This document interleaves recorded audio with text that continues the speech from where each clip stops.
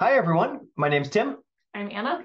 and we are the race directors for the Rib Mountain Adventure Challenge.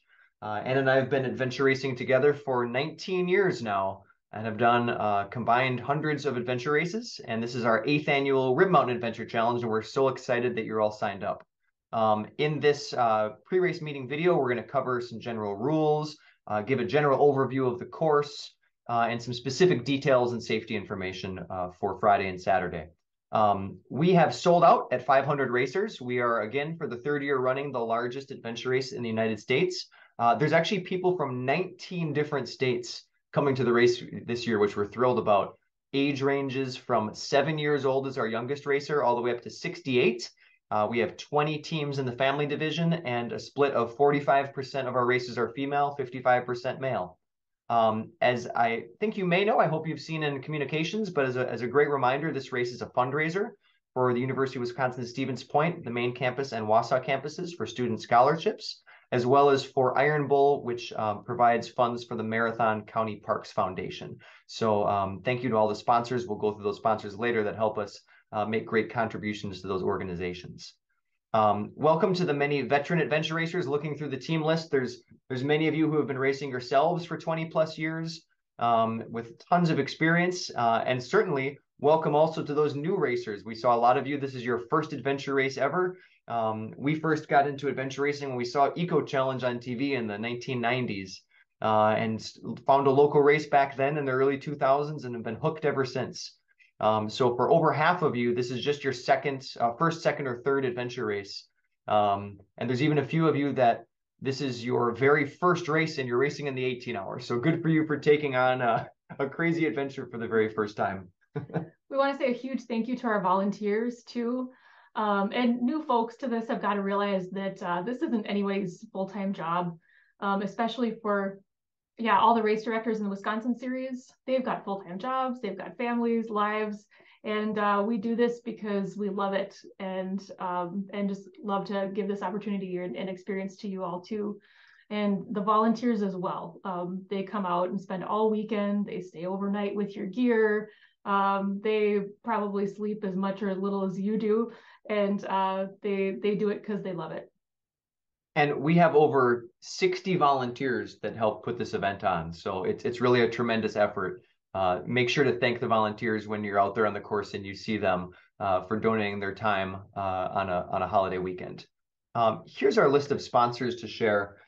Thank you to the town of Rib Mountain for their continued support of this race and Iron Bull, the city of Wausau and the room tax program, Nicolet National Bank, who will have some volunteers out on the course, the Hostel Shop, great bike shop in Stevens Point, and many of the trails you'll be running and riding on are maintained by that shop's owner, Scott Cole.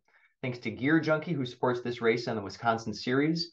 Red Eye Brewing Company will have kegs of beer available after the race for your post-race beverage. Rib Mountain Cycles, local bike shop here in the Wausau area. The Paul and Ruth Schultz Family Foundation for their financial support. Covantage Credit Union, Bradley Chiropractic and Physical Therapy in the Wausau area. First Basis Consulting, a great sponsor of the Wisconsin Adventure Race Series. Out There Packs, Mike Closer, the owner of that company, makes adventure racing packs built for adventure racing, and they're awesome. You're all going to get a free buff from Out There in your swag bag. For those of you that prefer a non-alcoholic option, we're going to have some Athletic Brewing Company non-alcoholic brews on hand. Thank you for their support. Gary Barden for updating our logos every year with a great color scheme. We'll show you what those shirts look like in a little bit. Power Grips, great pedals for adventure racing for your bicycle. Zanfel, you'll all get a sample of that in case you do run into some poison ivy out there in the woods. Pasta, the Point Area Single Track Association for building great trails that you'll all be racing on. Mullins Cheese and Mullins Whey here in central Wisconsin, great cheese curds and great whey products as well if you are looking for a great source of really pure whey protein. Festival Foods, Delta Dental for their support of this race in the Iron Bull Series. Ruby Coffee, which is going to be providing coffee for volunteers in the morning and some swag items and some raffle items. Banter Hotels, there's a great option in the Rothschild area. It's a little further from the race than some of the other Iron Bull races that Banter supports, but they've got some great options and kind of great package options for staying there for a weekend. Kasurik Kids, Next Home Priority and Ann Marchant, realtor in the central Wisconsin area. That's just fantastic if you're looking to buy or sell your home. Stevens Point area for supporting this race, and they've just been so accommodating and letting us use all kinds of awesome trails and parks. And Embark Energy, you're all going to get a sample of some maple syrup in your swag bags that's that's made specifically for racers. So we've loved trying it and racing with it ourselves, and hope you do as well. So it's a ton of awesome sponsors, and it really takes a tribe of people to put on this event, from those volunteers through those sponsors. Thanks to Iron Bull as well. Iron Bull has a whole series of races, including a gravel grinder, some different running races, single track races over the summer. There's going to be a run up and down Rib Mountain this summer. That's the summer solstice run, ultra in the fall. Check out the Iron Bull race series. There's also a Wisconsin Adventure Racing series. And if you haven't looked at that, there's plenty more races coming up. We've got the Code Blue Challenge on June 10th, the Stubborn Mule on June 24th, north of here, in the Hayward Cable area, kind of northwest of Wausau. That Code Blue Challenge is down in the Baraboo area. Minnock Adventuro in Monticello, Minnesota has a 3 and a 7 hour option. The Pocket Gopher has 5, 12, and 18 hour options in southern Minnesota.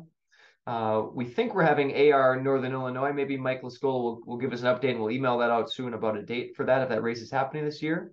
And in the fall, Andy's putting on the longest race in our series, the Southern Kettle Moraine Challenge, 4 hour and 8 hour options on October 14th, and the typical last race of the year on November 4th, the 3, 8, and 18 hour Milwaukee area Fall Frenzy. And then we'll get into 2024 races with Winter Pocket Gopher. Stubborn Fool will happen again in April. It was canceled this year for some crazy weather. And then Chasing the Bone, which just happened last month. This race is part of the United States Adventure Racing Series as well. There's a whole circuit of races throughout the United States, and a national championship. This year's national championship will be in Vermont, out in Vermont. We're signed up, we should know. It's going to be an exciting race, and this race is also part of the AR World Series North American circuit. Thank you to other local partners, Anthony and all our friends at Badger Orienteering, for providing e-punch and flags, as well as the Minnesota Orienteering Club and Paula from 180 Adventure. There's rules posted on our website, and when you check in for the race, there's a page of rules. We'd encourage you to read those carefully. They're for your safety, the safety of crew and the community, and to make everything fair. Rules can be different from race to race in the series, so make sure you do look through those rules and understand. This is not a closed course. It's open to the public. There's no trails or roads that you're going to be on that are closed. We'll have some signs that say race in progress on areas we think that will be highly traveled for your safety, but just pay attention, follow rules of the road. It could be busy on a holiday weekend. Make sure you share the trails and roadways with other public users, and just be courteous. You may see horses actually on any of the 3 races. You could see horses nearby. They shouldn't be on the same trail as you. They have sometimes been known to be. So horse etiquette, if you're approaching a horse or vice versa, if you're on a bike particularly, dismount the bike, then step aside, let the horse pass. We don't want to have an issue with horses there. Be very careful crossing. All 3 races cross a very busy road. Just wait till there's a break in traffic. We don't have crossing guards. The road is not closed. There's one busy crossing that everyone's going to cross once or twice in some cases. Please use safety and caution when crossing that busy road. It's a 4-lane highway kind of road, so be careful. We are headquartered, as you'll see in the race update, at Standing Rocks Park. There is a disc golf course in that park, and we need to stay out of that. All your maps of Standing Rocks show red or purplish hash mark over the areas that you can't be in. Please stay out of that disc golf area, so we're not in the way of disc golfers, and so you don't get hit with a Frisbee in the head. If you find yourself lost and Frisbees are flying around, or you see a disc golf hole, you're in the disc golf area. Do your best to get out of that area, because we want to steer clear of that. There is some racing on public paved roads. Please ride single file. If it's at night, 18-hour racers, or if it happens to be overcast or raining, it's a good idea to turn on that red rear flashing light for additional visibility. There are a lot of you. Sorry, our dog is scratching at the door. She's going to come in and visit us. There are a lot of you. That means there's a lot of gear. Make sure you label your bike. Know what your bike looks like. If you have paddle gear that will be moving for you, like make sure that that's labeled. It's just really helpful with 500 people worth of adventure racing gear that your stuff is labeled and you know what it looks like and you don't mistake someone else's for yours. Um, Here's a really important rule. This race is not a relay in any way. You need to stick together with your team. Our rules for this year's race are that in all disciplines, the maximum distance you can be separated is 100 feet. That's 33-ish meters. It's not very far. While some checkpoints on the course may only be 50 feet into the woods, and one person could stay right at the edge of the trail, come a little bit into the woods, the other person could punch a checkpoint. You should not send people significant distances to go punch a checkpoint on their own while everyone else waits. If you see someone or a team doing that, a friendly reminder of, hey, remember to stick together is a nice way to start. If it's flagrant, please do let race staff know. But hopefully sometimes it's just like, hey, guys, remember to stick together, and that's enough. But do make that reminder, as it is important for the fairness of all teams that we maintain 100-foot maximum distances between racers. As well as the disc golf area, there's some other private property marked on your maps. It's either marked in red or marked with hash marks. Just make sure you stay out of that private property. We tried to mark it in everywhere we thought might be like a place where you would consider like bushwhacking or shark cutting through. We didn't mark every bit of private property on the maps because we assume like you're going to be biking on roads and staying on trails through sections. Be mindful of private property, particularly in the 8 and the 18-hour race. You're going to be following a trail system for quite a bit of the bike course. Make sure you stay on public roads and the trail system and don't bushwhack unnecessarily. So because you might be going through private property, use common sense as doing so. Another point is that you need to obtain the checkpoints by the mode of travel specified. So for instance, paddle points need to be obtained by boat. When you're on bike, you can't jump off and get trek points. And when you're paddling, you can't jump off and get bike points. The only exception to this is if you're biking. There might be moments when you need to drop your bike and just run into the woods for a short distance to punch a point and then get back on your bike, and that's okay. Otherwise, there would be like, you'll have a trek map and you'll be biking near that area or through that area. So make sure if you're on a bike, you don't get the points on the trek section. And our e-punch will help us keep track of that. There's one point on the paddle for the 8 and 18-hour racers where one person could get out and punch a point. Everyone else could stay in the boat, and that would be fine. So an overview of kind of how teams are ranked. The way that the course works is each of the 3 length courses have a maximum number of CPs. And we do expect some teams to get all of those CPs. Every team that is tied for the most amount of CPs is then ranked by the time it took them to get the checkpoints. So if multiple teams clear the course, the fastest of those teams to clear the course wins. If you skip just one checkpoint, you'll be ranked behind every team that got all the points, regardless of how fast you did it. So you're first ranked by how many checkpoints you get, and secondly, by your time to break any tiebreakers. The course format for the 3-hour race is what we call, and I feel like Paula Waits from Winning Adventure coined this term, is choose your own adventure style course. And what that means is you'll have multiple options at the start of the race of what you do first. So for example, you might be able to go do a trek section first, or you might be able to go get on your bike first.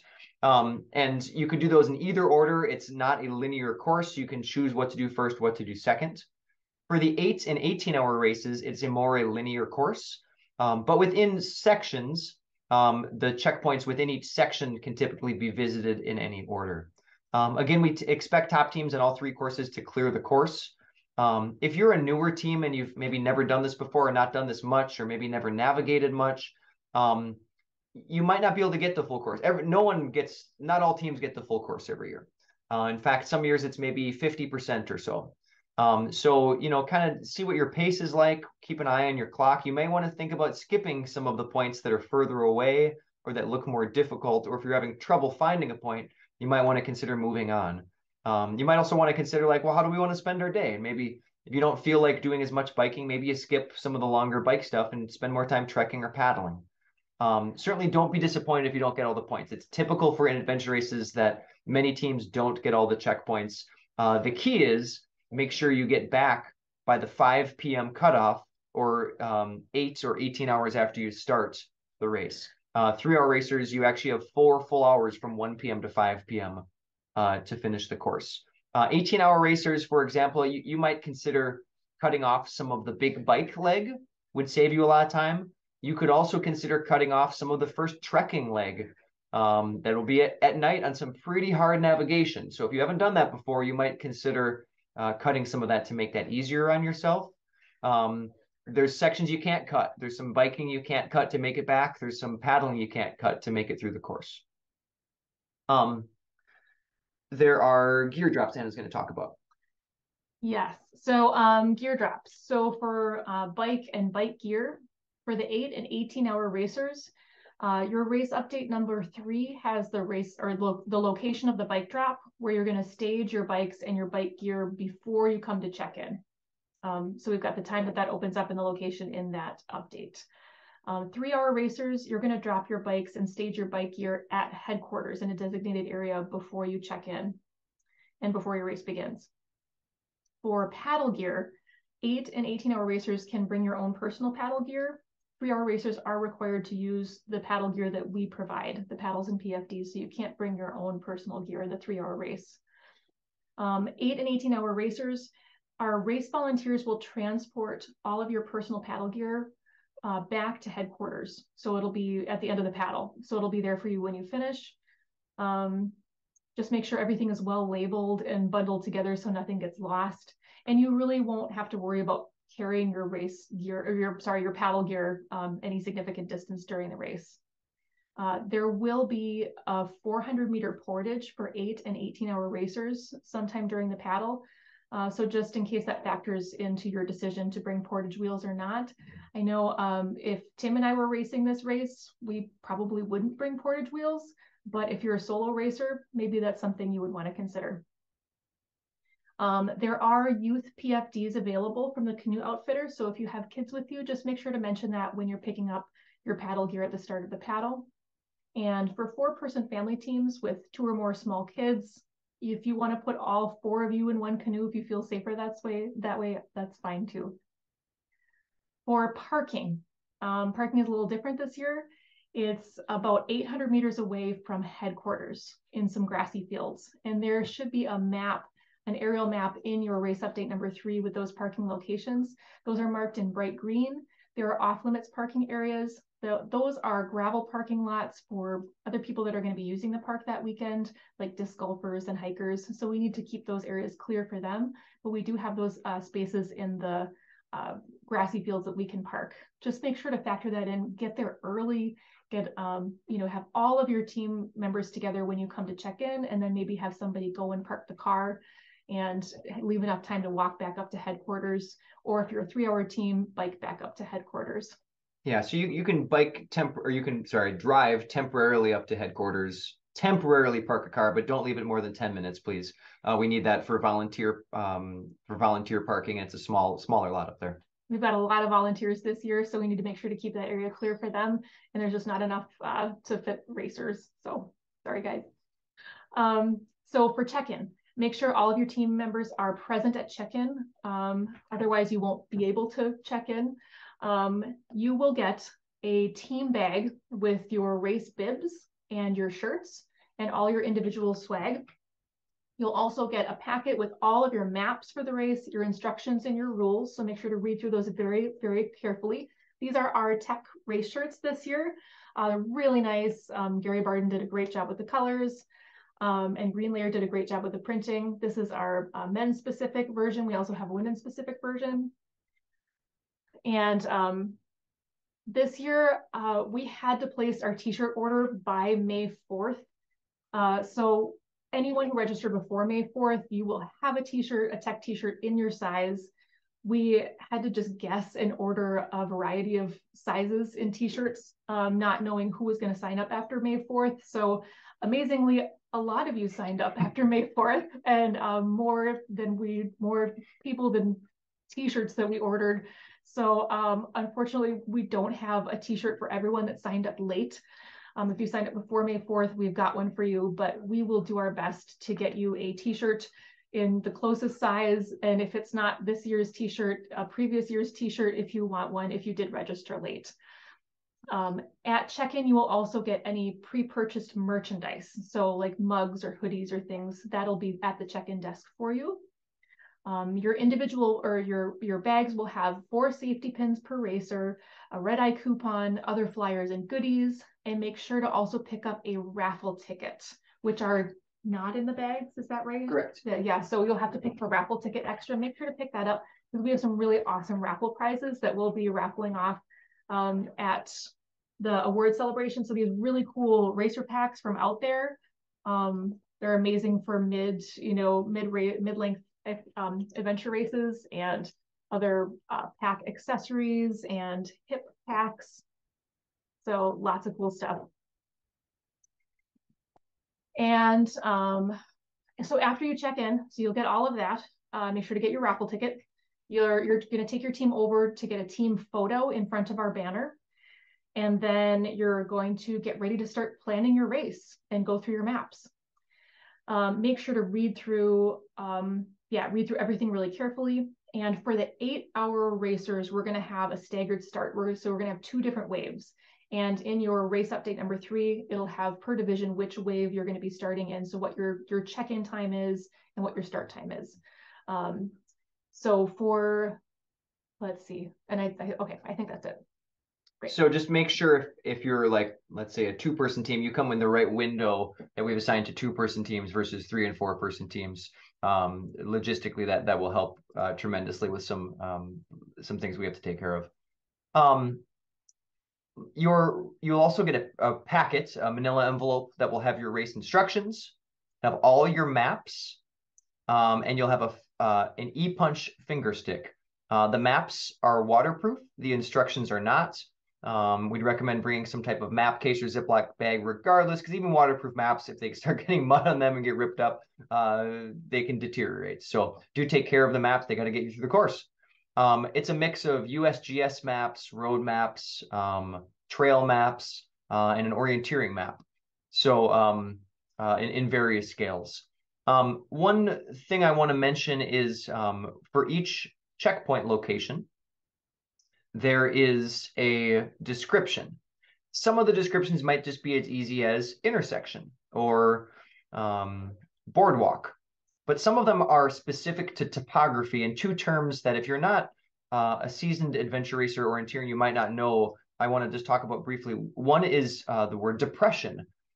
In topography, a depression is a low area. It's the opposite of a hilltop. If you turned a hill upside down and put it in the ground, that would be a depression. So it's like a low bowl in the ground. There are quite a few depressions that will be checkpoint locations. So you're looking for a low area on the map and in the topography.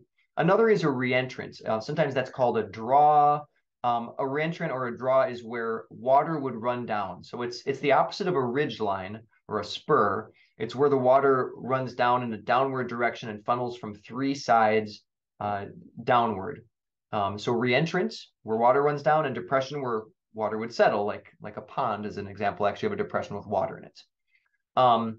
The maps have some off-limits roads marked in X's. Make sure you do not, mainly for biking. Make sure you don't bike on those roads. Actually, also for the disc golf course, some of the trails are marked with X's. Don't go on those trails because they're like disc golf runways. This is to keep you safe and off busy roads. Please do not travel on those roads.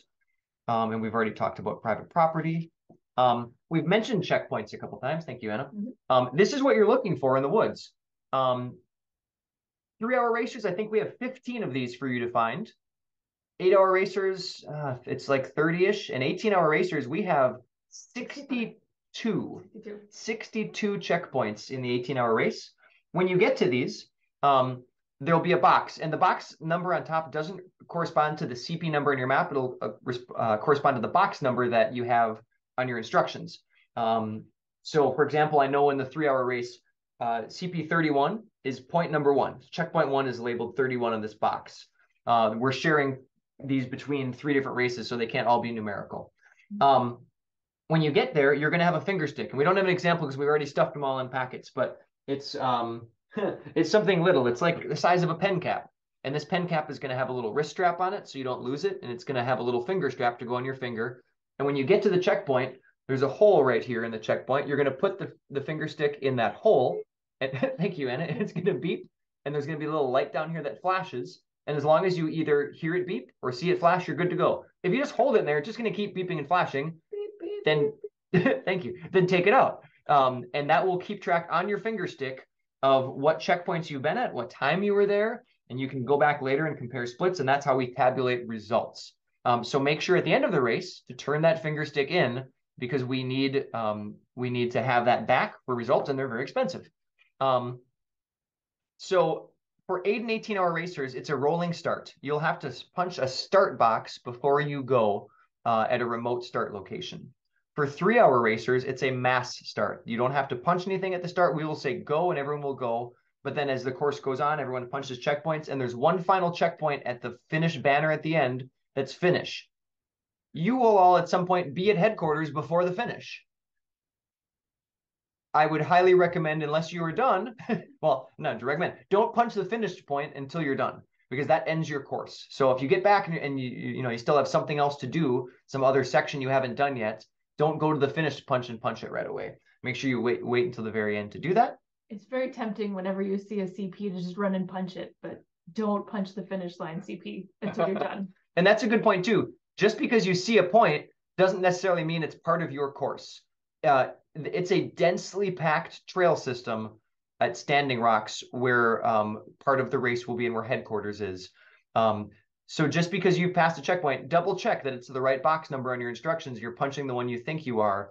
Otherwise, you might be in the totally wrong spot and punching the wrong checkpoint. 8 and 18-hour racers, because you have a rolling start, note what time you start, because you have exactly 8 or 18 hours from when you start to when you have to finish by. You don't have a 5 p.m. cutoff. You have 8 hours from when you start, which is likely before 5 p.m. Try not to double punch, meaning there's no point in the course where you need to punch a checkpoint more than once. So let's say you get into a transition area and then you go and do something like a loop and you come back. You don't have to punch that checkpoint a second time. Every checkpoint is just one punch per checkpoint. After you've punched the finish CP, head right to the volunteer table to turn your stick in and download your results. If you are late, you lose 1 checkpoint per minute late. So don't be late. Make sure you leave enough time to get back to the finish line on time. A note for 18-hour racers, we'll be giving you trackers also when you check in. The trackers there's nothing that's going to show data for you. It's so that we can keep an eye on you, make sure everyone's safe. There are porta potties or bathrooms at various parks throughout the course. Most transition areas have either porta potties or bathrooms. Otherwise, there's thousands acres of public land with just 10 feet off the trail in many parts of the course. So use your judgment on that. We'll have water available at many of the transition areas as well. And there's also water available in many of the parks that you'll find along the course. Weather this weekend looks beautiful. Friday night, it's probably going to hit a low of about 43 degrees. Saturday, there's a high of 79. There's no rain in the forecast. Winds are going to be 6 miles per hour, so just breezy, and it should be sunny, and it should be beautiful. It's a little wet on the course, not too bad. It is really buggy out there. There's tons of mosquitoes, and we've pulled numerous ticks off of ourselves just setting the course, so make sure to be prepared for that. For emergency procedures, if someone needs help, stop and help them. Just keep track of your time, however long you need to take to help them. We will reimburse you and factor that in at the end of the race for your time. The fire department and EMS have been notified of the race, so there'll be somebody nearby in case of a life-threatening emergency. But keep in mind that you need to be self-sufficient and you need to be able to self-rescue and administer first aid out on the course. So make sure you have everything that you need for first aid and to take care of yourself and your team during the race. We are not coming out to get you if you get tired or sore, or if you scrape your knee, or if you get lost. But if you do have a true emergency, or if somebody really is injured, please call 911 first and follow your emergency procedures in your racer packet. Overall, you need to be able to come back to headquarters and to the finish line by your own power. we can't come and get you. Contact race volunteers if you have an injury, just to let us know, or if you have to drop out of the race, please let us know. So we're not out there sending a search party for you, which has almost happened before. And again, if there is a true emergency, just call 911. There's mandatory gear for a reason. Most of the reason is because of safety. 18-hour racers, make sure you've got waterproof jacket, hood, insulating top, 34 degrees on the water. If you were to fall in the water, you're going to need those extra layers to stay warm. Everyone's got to have a, does everyone need a bike light, right?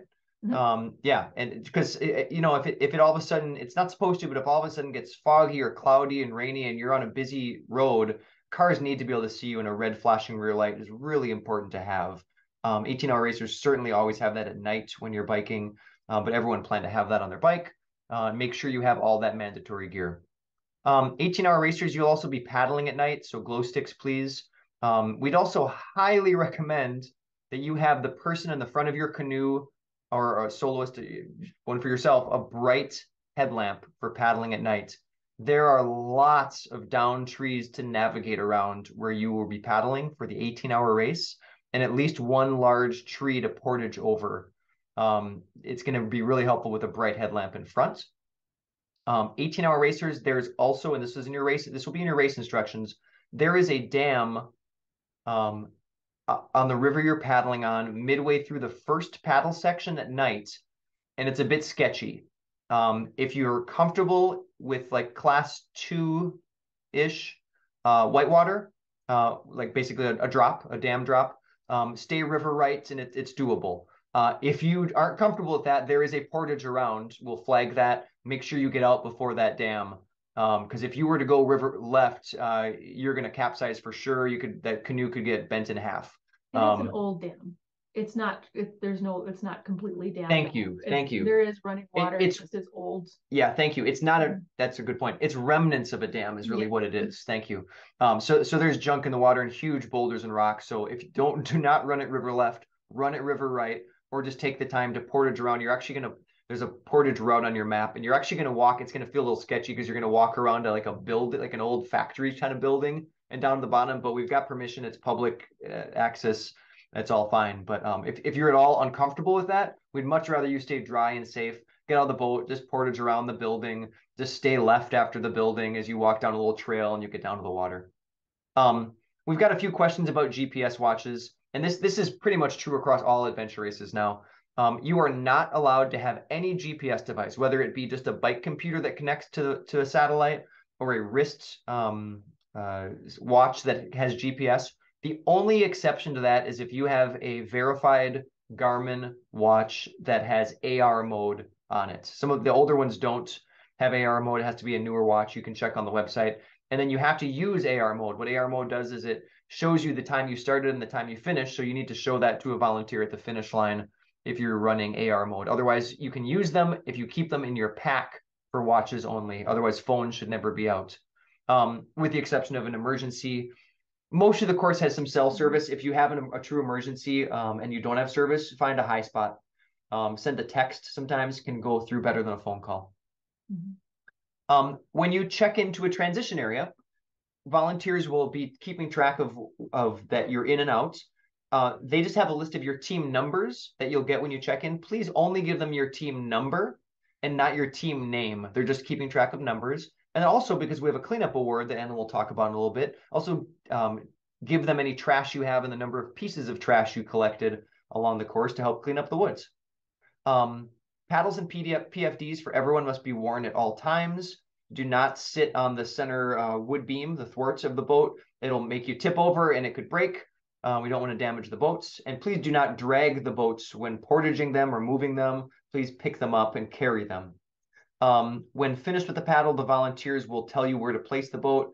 18 and 8-hour racers, you'll have about 100 meters at the end of your paddle to carry the boat to basically like a parking lot by where the boat trailer is going to be. 3-hour racers, you really won't have to move the boat too far. It's just going to be a couple, 20, 30 feet to the shore, basically. If you have your own paddle gear, 8 and 18-hour racers, secure it together, make sure it's labeled and put it where the volunteer directs you to place your paddle gear, and the race staff will transport it back for you. 8 and 18-hour racers for the bike drop. Make sure you take everything with you when you leave the bike drop. Do not leave anything behind at that bike drop other than your paddle gear. There's a special challenge for 3-hour and 8-hour racers only. There is one punch there. Make sure when you do the special challenge and it's right by headquarters, make sure you do it before you finish, and then make sure you punch the special challenge checkpoint. It'll look just like one of these. Make sure you punch that before, after you finish the special challenge, before you finish. We take great care to place our checkpoints in accurate locations, and also to lock the ones we think have any real likelihood of being stolen or moved. In the 8 years or 7 years we've done this race, we've never had a checkpoint go missing or stolen or in the wrong spots, but we've seen it happen at other races, and it always could. The checkpoints in more public areas we are locking to trees, but you never know. So if you're sure you're in the right spot and you're absolutely positive, just move on. And if you don't know, maybe spend a little more time, or maybe you're not quite in the spot you thought you were, but it's also possible it was missing or stolen, which point no one would get credit for it.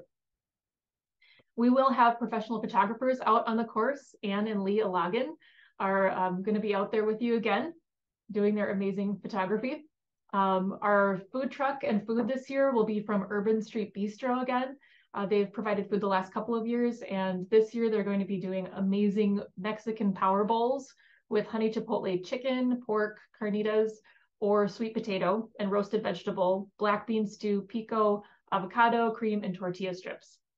We'll have a variety of red-eye beer, non-alcoholic athletic brews, and soda and water. Food and beverages will be available at headquarters from 3 to 6 p.m. Just show your bib number, and the meal is included with your race registration fee for racers. If spectators or family members would like to eat as well, they can purchase a meal for themselves if they like. We have a very vibrant finisher medal this year for everybody that crosses the finish line. And we also have mugs, which we'll have for sale, and espresso cups this year. And those will go to, I think, is that first place finishers this year. We have an award system for that. Yep. Yes. So very cool mugs this year. Love that. We'll also have some available for purchase. And then we're hoping to get all the results tallied and be able to host awards at 6 p.m. And remember that we are doing the cleanup award again this year. So for each race, there'll be a recognized award for the team that picks up the most pieces of trash. And that's along the course. Just count the number of pieces of trash that your team picks up and let the volunteers know, and you can drop it off even at TAs throughout the course. And that even includes pieces of like wrappers from things that you eat too. So it's nice for us to be able to use these amazing parks and also give back and leave them in better shape than when we came. And it's fun for us to let the parks department and the communities that we come and race, host the races in, like how much we picked up. So after the race, we'll try to publish results and professional photos as soon as possible. And of course, we'd love to hear any feedback from you at the end of the race. We'll have other things for sale at the race finish, mugs, t-shirts, stickers, Iron Bowl apparel, in case you feel like doing some shopping after the race. And don't forget that we have a raffle prize prizes will be raffling off there as well. This Thursday night, so I guess if you're getting this tonight, at 8:30 p.m. we'll have a live Q&A session. If you have any questions about this meeting or any of the race updates or things from the race, you'll be getting a Zoom link for that. And we'll record that as well in case you want to listen to the questions that were asked. Otherwise, 8 and 18-hour racers, there's no pre-race meeting ahead of the race. 3-hour racers, we do have a short pre-race meeting for you to answer any questions in person. And we cannot wait to see you all out on the course over the course of Friday and Saturday. It's going to be a really fun weekend. We can't wait. Rest up and get ready for some adventure, everyone. We'll see you soon.